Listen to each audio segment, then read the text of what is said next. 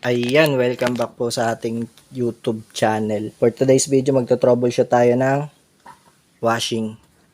Sa pagto-trouble ng troubleshoot ng washing, lagi natin i-expect kapag hindi na pumikot ang makina ng ating washing.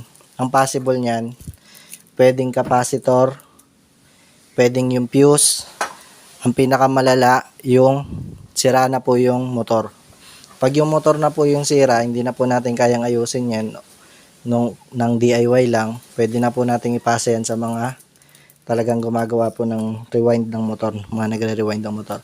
So sa pag-troubleshoot, lagi nating uumpisahan dito sa plug. Kasi dito pa lang po sa plug, malalaman na natin kung kaya ba nating ayusin o hindi na. Ganyan, kung kaya ba nating ayusin. Yan. Ayan, umpisa na natin. Ito yung ating plug. Kakabit natin yung ano dyan. Yung dalawa nating test rod. Huwag kayong malilito kung paresitim yan. Okay lang naman yan. Yung gamit kong test rod. Set natin sa continuity yung ating tester. Pero ito kasing tester ko kasi sira na to eh. Kaya ang mahalaga lang may ma-reading siya kahit hindi sakto yung reading niya. Ang mahalaga lang may ma-reading yung tester ko. Sira na kasi ito eh. Yung iba nga nag-aayos nga dyan. LED lang yung gamit nila eh. Ano yung LED? Yung ilaw ng yung flashlight ng lighter. Ganun lang. And tapos pipiikutin na natin to. Dapat may mababasa tayong ganyan tapos mamamatay. Tapos may mababasa ulit siya. Tayo natin. Dapat may mababasa siya tapos mamamatay tapos ayan, may mababasa ulit siya tapos mamamatay. Ibig sabihin good po yung makina natin yan. Ngayon, ang gagawin naman natin, ibig sabihin good po yung makina natin yan pag ganyan. Huwag nyo pansinin yung tester ko, sira po kasi yan eh. Yan, papatayin ko lang muna itong tester ko. Yan, sunod natin gagawin, sasaksak natin to. And pero bago ko pala muna isaksak, ang possible kapag ganyan na po, kapag dito pa lang may nabasa na tayong reading, ang possible po niyan, capacitor po ang sira niyan pagka ganyan. 98% capacitor po ang sira niyan pagka ganyan. Pag may nabasa tong plug natin. Ngayon sasaksak natin yan tapos papaikutin natin. I-off ko lang muna.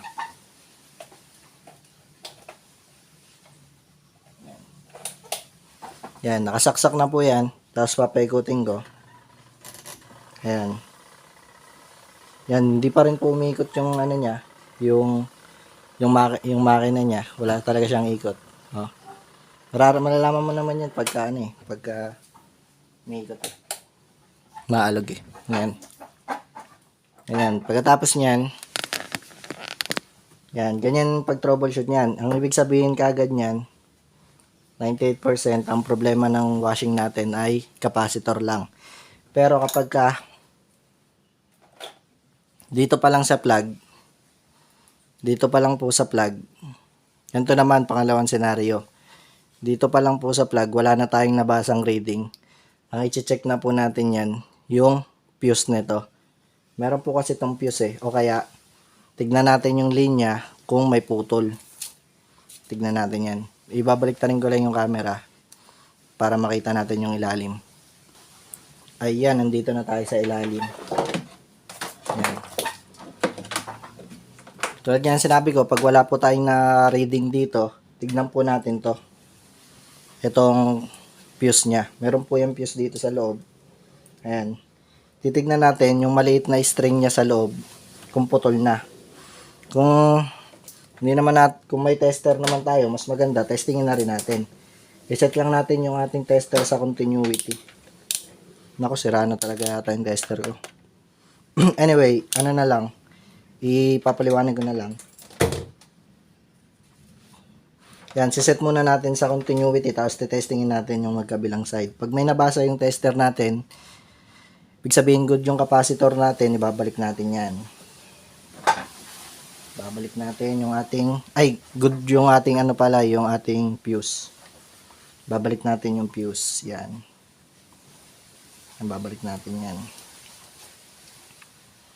Yan.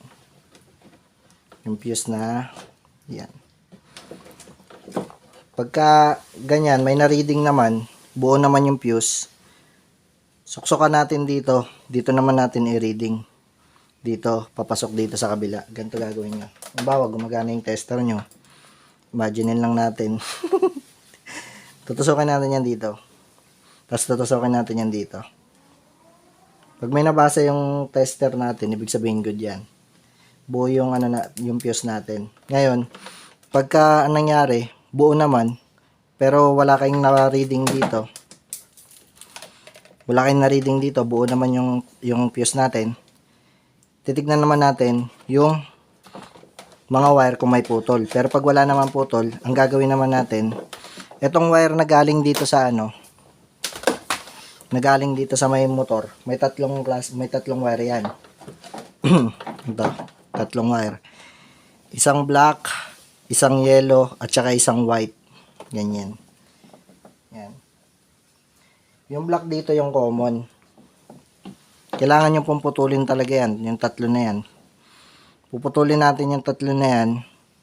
Yung testingin naman natin, itong tatlo na to. Itong isa, dapat kakabit lang natin dito sa common. Sa common wire. Yung sa kulay itim. Tapos, ito kasing dalawa na to, itong dalawa, reverse yan eh. Kaliwa kanan yung ikot, yung pag-ikot ng makina. Titestingin natin yan. Pag may, halimbawa, tinesting natin to. O kaya wag nyo na putulin, sugatan nyo na lang. Kung para maibalik nyo pa sa dati, kung medyo mahina tayo sa tandaan. Yan. Sugatan natin tong kulay itim, tong common. Sugatan din natin to. Titestingin natin yan. Dapat may marireading yung ating tester. Pati rin dito sa kabila. Yan, titestingin natin yan.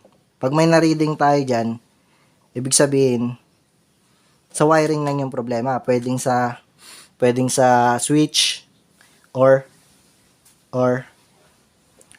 sa mga wiring dito, baka may naputo lang. Ganyan. Pag may na-reading itong tatlo na to, ha. Itong common, yung line 1, line 2, yung coil 1, yung coil 2. Ganyan, pag may na-reading. Ibig sabihin, ang problema, possible switch lang. Ngayon, kung wala naman na reading, yung isa may na-reading, yung isa walang na-reading, ang possible po niyan, putol po yung isang linya, yung kabilang linya, buo. Hindi na po natin kayang gawing DIY yan, hindi na po natin kayang gawin sa loob ng bahay yan, lalo kung hindi pa tayo eksperto. Ganyan. Dali na po natin sa mga eksperto na nagwa-winding. Sila yung magdidesisyon yan kung i-winding pa ba o swap na lang kayo ng motor. Dadali mo yung motor mo sa kanya, bibigyan kanya ng bago, magdadagdag ka na lang ng pera, konting pera. Ganyan. So ayun nga. Kaya mahalagang dito pa lang tinetesting na natin kasi dito pa lang malalaman na natin yung problema. So possible kapag may na-reading dito, ang possible niyan capacitor lang ang sira. Ngayon, ito na yung capacitor ko. Ito na yung capacitor ko. Bumili na ako ng bagong capacitor. Ito, 80 pesos lang. Ganyan. Ito, dito mo pala malalaman kung ano yung UF niya. Salamat nga pala kay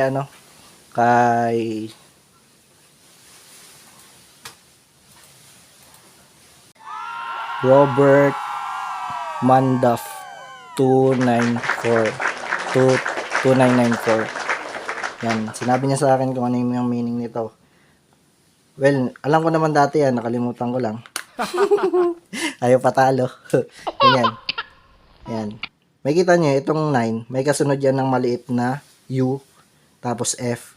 Ang tawag dyan, microfarad. Yan. Yan, microfarad. Yan, ang ibig sabihin yan. Yan. Tapos sa baba, may kita kang 500 AC. Ibig sabihin yan, 500 volts AC. Ang ibig sabihin ng AC, alternate current. Yan. Ayan yung standard natin na ano eh, na current eh, alternate current. Pero 220 lang nga pala yun. Yung standard natin. Yan. Tapos meron siyang 50 Hz to 60 Hz. Ito namang bago kong capacitor na bili, 10 microfarad siya. Ayan, 10. Nabili ko lang siya ng 80 pesos. Depende sa lugar nyo at saka sa bibilihan nyo. Ayan. Ayan. 60 to 50 to 60 Hz. Tapos yung volts niya 450 AC volts. Ito naman 500 yung stock niya. Ito 400. Pero mas mataas lang yung microfarad niya. Yan. Compare dito. Papalitan ko lang to. Yan. Babalikan ko kayo. Hindi mahalaga kung magkapalit yung kabit nyo dyan ha. Wala po yung polarity. Yan. Ayan. Nakikabit ko na po siya. Ngayon, pipindutin ko na lang yung saksakan ko. Nakasaksak naman na siya rito. Yan. Inila ko nga pala to kanina bago ako nagumpisa para tignan ko kung umiikot ba yung motor kahit na baka nahigpitan lang na ito. Possible nga rin pala, dagdag ko rin. Baka masyadong mahigpit yung tali nyo kaya ayaw umikot ng ano nyo. Ganyan. Pagka may reading yung plug tapos sinaksak nyo, nararamdaman nyo naman yung ugong pero ayaw umikot, ito yung titignan nyo. Baka masyadong mahigpit kaya ayaw umikot. Ganyan. Pero, yan. Yan, sasaksak ko na siya. Yan. Yan. Yan, nakaiga kasi yung makina ko eh, kaya ano eh.